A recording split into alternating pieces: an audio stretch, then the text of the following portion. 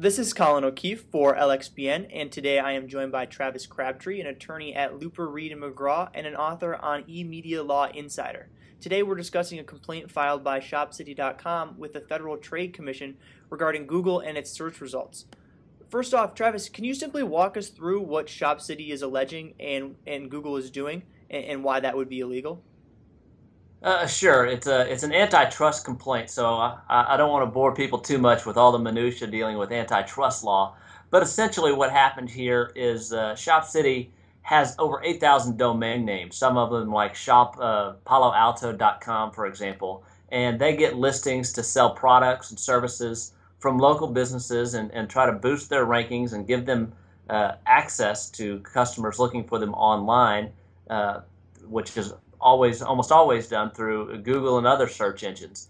And everything was working fine for these folks until Google made some recent adjustments to its search engine results. And one of the things they did was, of course, Google has gone into providing its own content as it relates to local shops, and Google Places is a perfect example. And almost any time if you punch in, I'm in Houston, so if I punched in Houston, Texas pizza joint, I'll probably get the Google Places towards the top. And some of the other ones that might have been at the top before Google Places started have been bumped down a little bit in the organic rankings from Google. And so the question has come up as to whether Google is favoring its own services, its own content, as opposed to in its organic results, as opposed to others from ShopCity, for example, or even from folks like Yelp or restaurant reviews. It really started with the travel sites when Google made an acquisition with the travel search industry. It made an acquisition of somebody that was out there reselling tickets, and next thing you know, those tickets started coming up higher in search results for Houston to Seattle, for example, flights, and people started questioning whether it was fair for Google to put its own products above those of others. And what's supposed to be is Google, and its motto is do no evil. It's supposed to be a pure algorithm, give the customer what they want and whatever is most pure to the algorithm response based on the search inquiry. Mm-hmm, mm-hmm.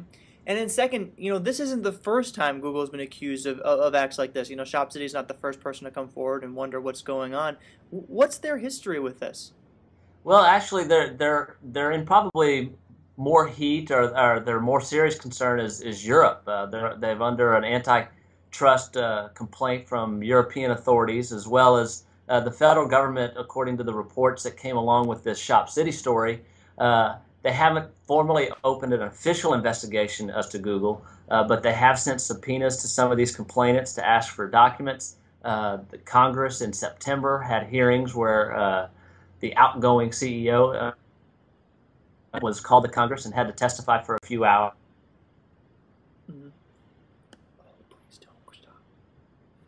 Not only related to the placement of Google's products above its own, but anytime Google adjusts the algorithm and makes slight changes, it's serious impact on private businesses. The statistics are that 97% of the people don't go past page 1 on the search engine results. So if there's a change that causes you to go to page 2 or page 3, that can be serious harm to a business. And so there have been some private cases against Google as well. I see. Yeah, that's a huge deal. I mean, there's a lot of people who stake their livelihood on appearing high in search engines and getting the business that comes in through search results.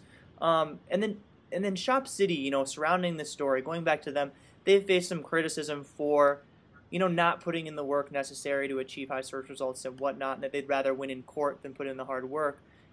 Forgetting that for a second, if they wanted to win in court, what would they have to do, and how could that be accomplished with, Google's algorithm being so secretive? What would they have to do to prove that Google was favoring their own stuff?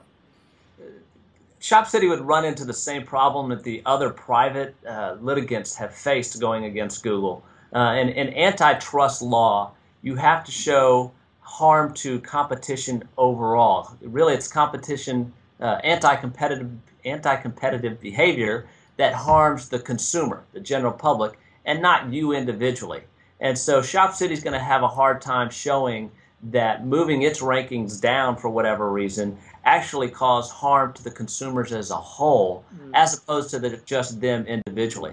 In late summer, earlier this fall, Google already won a dismissal of a private antitrust complaint. It was under Ohio state law, but the state law in Ohio is based on the Sherman Act, the federal antitrust act, and that case was already dismissed against Google, and that may be the enough of an impetus or the first step for Google's that they're going to use should there be private action. Google's more concerned about government agencies taking action against them than I think they need to be concerned about private litigation.